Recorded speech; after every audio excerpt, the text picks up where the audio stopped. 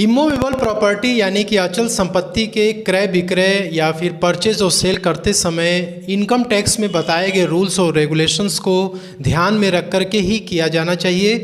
तो दोस्तों, इस वीडियो के माध्यम से आपको पूरी जानकारी उपलब्ध कराई जाएगी जिससे कि आप अपने अचल संपत्ति के क्रय और विक्रय के लेन देन को आप अच्छे से कर सकें। तो दोस्तों नमस्कार, मैं रिंकू मौर्य एक बार फिर से अपने channel the Maurya FD classes में आपका स्वागत करता हूं। मैं इस वीडियो में आपको टीडीएस से रिलेटेड प्रोविजंस को समझाने वाला हूं।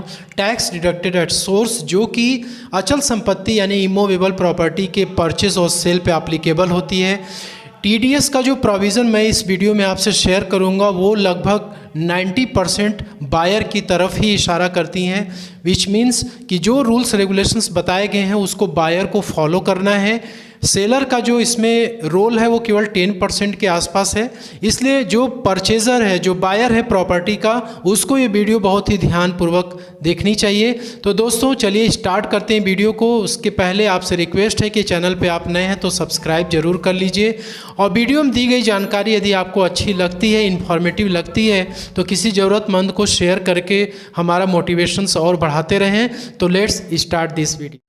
तो हम इस वीडियो में आज चर्चा करेंगे सेक्शन 194 IA, जो कि TDS on purchase of immovable property के बारे में डिस्कस करता है।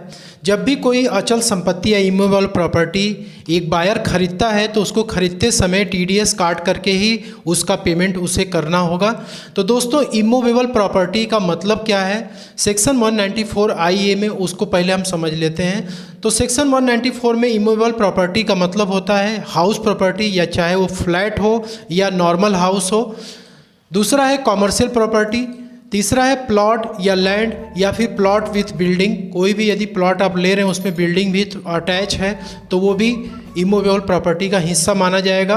Building with machinery plant furniture, ऐसी कोई बिल्डिंग खरीद रहे हैं जहाँ पे कि जो कि मशीनरी प्लांट और फर्नीचर या फिर फिक्चर के साथ में आपको मिलता है तो वो भी इमूवेबल प्रॉपर्टी का पार्ट होगा। इसके बाद आपको ध्यान देने की ज़रूरत है कि agriculture land in India is not covered. Immovable property में जो एग्रीकल्चरल लैंड है इंडिया में वो कवर्ड नहीं होता है, विच मीन्स कि एग्रीकल्चर लैंड को यदि आप खरीदते हैं तो सेक्शन 194 IA में कोई भी टीडीएस आपको काटने की आवश्यकता नहीं है। तो दोस्तों सेक्शन 194 A में जो टीडीएस काटना है उसके लिए पार्टी का होना ज़रूरी है। टीडीएस के हर एक वीडियो में मैं पार्टीज़ को ज़रूर कवर करता हूँ, इसमें भी मैंने पार्टीज़ को कवर किया है। तो सेक्शन 194 IA में दो पार्टियाँ इन्वॉल्व होती हैं। पहला होता है बायर, दूसरा होता है सेलर। बायर को ट्रांसफरी भी कहते हैं और सेलर को ट्रांसफर भी कहते हैं। इसके बाद होता है ट्रांजैक्शन। तो टीडीएस के लिए ट्रांजैक्शंस का होना ज़रूरी है, क्योंकि जब ट्रांजैक्शन होगा तो वैल्यू आएगी, वैल्यू पे ही टीडीएस कटता है। तो सेक्शन 194 में जो ट्रांजैक्शन होता है वो इमूवेबल प्रॉपर्टी का सेल होता है, यानी कि बिक्री होता है। ये जो इमूवेबल प्रॉपर्टी हमने डिस्कस किया उसकी बिक्री होती है, उसको ही ट्रांजैक्शन कहते हैं। इसके बाद होता है वैल्यू फॉर टीडीएस। टीडीएस काटने के लिए कौन सी वैल्यू सेलेक्ट की जाए उसको भी इंपॉर्टेंट देना। तो जब इमूवेबल प्रॉपर्टी की सेल होती है तो वो एग्रीमेंट के आधार पर ही सेल किया जाता है। तो एग्रीमेंट में जो भी सेल वैल्यू या कंसिडरेशन या स्टैम्प ड्यूटी वैल्यू जो भी मेंशन की गई है उस वैल्यू पे ही टीडीएस काटा जाता है। दोस्तों सेक्शन 194 IA का टीडीएस डिडक्ट करने की जिम्मेदारी एक बायर की है जो अचल संपत्ति या इमूवेबल प्रॉपर्टी को परचेस कर रहा है। उस बायर को टीडीएस के लैंग्वेज में डिडक्टर कहा जाता है। डिडक्टर को कोई भी ट्रांसफरी भी हम कहते हैं, कोई ट्रांसफरी रेजिडेंट हो या नॉन रेजिडेंट हो उसको बायर ऑफ प्रॉपर्टी भी कहा जाता है। तो डिडक्टर जो होता है कोई भी बायर हो सकता है। इसके बाद होता है डिडक्टी। तो डिडक्टी वो पर्सन होता है जो कि अचल संपत्ति या इमूवेबल प्रॉपर्टी को सेल करता है। इस डिडक्टी को रेजिडेंट, इंडिया में रेजिडेंट होना चाहिए। यदि वो कोई फॉरेन रेजिडेंट है तो उस केस में सेक्शन 194 IA एप्लीकेबल नहीं होगा। ठीक है, तो रेजिडेंट ट्रांसफ़र होना चाहिए, यानी कि उसको सेलर ऑफ प्रॉपर्टी भी कहते हैं। इसके बाद होता है टाइम ऑफ डिडक्शन। तो टाइम ऑफ डिडक्शन में टीडीएस आपको कब काटना है इसके बारे में बात की गई है। तो at the time of credit sale value to the account of transferor, जब आप ट्रांसफरर के अकाउंट को अकाउंट में सेल वैल्यू को क्रेडिट कर रहे हैं, विच मीन्स कि अभी आपने क्रेडिट कर दिया अपने बुक्स ऑफ अकाउंट में, लेकिन उसका पेमेंट आपको बाद में करना है, या तो उस समय और या तो फिर at the time of payment in cash और चेक और draft whichever is earlier. इन दोनों में से जो पहले इंसिडेंट हो रही है उसी समय पेमेंट करते समय आपको TDS काट लेना है। इसके बाद रेट ऑफ TDS आपको 1% के रेट से काटना है, 1% of total sale price, not the amount exceeding ₹50 lakh. 50 lakh के ऊपर जो अमाउंट होगा उस पर TDS नहीं कटेगा, परंतु टोटल सेल प्राइस जो होगा उस पर 1% का TDS आपको काटना है। यहाँ पे 50 लाख से ज़्यादा के क्या मतलब है? एक्चुअली दोस्तों क्या है, इसके लिए आप ये देख लीजिए, नो TDS यानी कि सेक्शन 194 IA में TDS कब नहीं कटेगा, तो उसके लिए एक थ्रेशोल्ड लिमिट बताई गई है 50 लाख रुपीज़ के नीचे की। मतलब वेयर कंसिडरेशन या sale value and the stamp duty value both is less than ₹50 lakh. मतलब ये दोनों यदि 50 लाख के नीचे हैं तो उस केस में सेक्शन 194 IA में TDS नहीं काटना है। ठीक है, तो होता क्या है कभी कभी कि स्टैम्प ड्यूटी वैल्यू बिल्डिंग की ज़्यादा हो जाती है, सेल कंसिडरेशन कम हो जाता है, या कभी कभी सेल ज़्यादा हो जाती है, सेल वैल्यू या स्टैम्प ड्यूटी वैल्यू कम रहती है, तो उसके लिए थ्रेशोल्ड लिमिट दी गई है। तो ये जो 50 लाख की जो लिमिट दी गई है वही इसके बारे में यहाँ बात की गई है कि 50 लाख के ऊपर यदि आपका जाता है तो टोटल सेल वैल्यू पे ही TDS कटेगा। जैसे फॉर एग्जांपल आप 70 लाख रुपीस में कोई बिल्डिंग बाई कर रहे हैं, तो उस केस में 50 लाख के नीचे का जो प्रोविज़न है कि उस पर TDS नहीं कटेगा। तो ऐसा नहीं है कि 50 लाख के ऊपर आपका 20 लाख ही एक्स्ट्रा जा रहा है तो उस पर 20 लाख पे आपको TDS 1% के रेट से काटना है, ऐसा नहीं है, पूरे 70 लाख पे ही TDS कटेगा।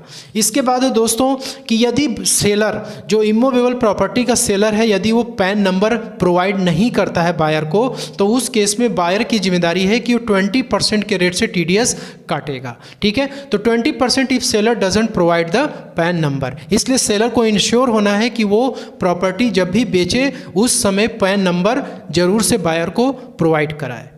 TDS के जितने भी सेक्शंस इनकम टैक्स में बताए गए हैं उसमें TDS डिडक्ट करने के लिए बायर के पास टैन नंबर का होना ज़रूरी है, यानी कि tax collection deduction account number. लेकिन सेक्शन 194A में TDS डिडक्ट करने के लिए बायर के पास टैन नंबर की कोई भी रिक्वायरमेंट नहीं है, यानी कि बिना टैन नंबर के भी बायर TDS को काट सकता है। इसके बाद नेक्स्ट पॉइंट है डिपॉजिट ऑफ TDS। जो TDS बायर डिडक्ट करता है सेक्शन 194 IA में इमूवेबल प्रॉपर्टी के खरीदते समय, उसको TDS की डिपॉजिट करनी है। उसके लिए टाइम लिमिट दी गई है within 30 days from the TDS month.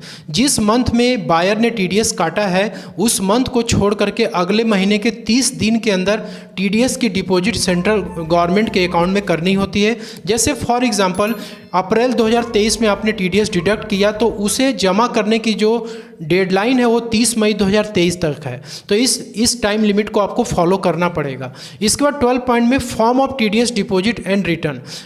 देखिए TDS के जो बाकी जो सेक्शंस हैं उसमें जो ड्यू डेट TDS डिपॉजिट की अलग बताई गई है, रिटर्न फाइल करने की ड्यू डेट अलग बताई गई है। लेकिन सेक्शन 194 IA में TDS की डिपॉजिट और TDS का रिटर्न फाइल करने की एक ही डेट है जो कि 1 महीना है। ठीक है, तो उसके लिए फॉर्म 26QB ही यूज़ होता है। इसी में ही आप TDS का डिपॉजिट भी करते हैं और इसी फॉर्म के आधार पे आप रिटर्न भी फाइल करते हैं।